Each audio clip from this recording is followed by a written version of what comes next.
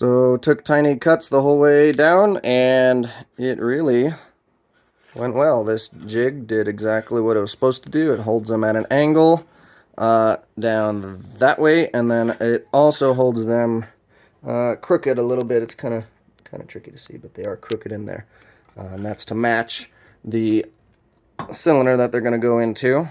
Those things are crooked, and then they are down at an angle. The end mill, it's a 1/4 inch 3 flute.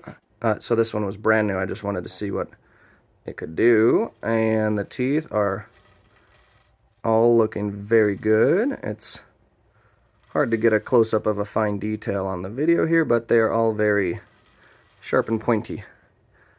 So there you go. See the profile that followed? Worked really good.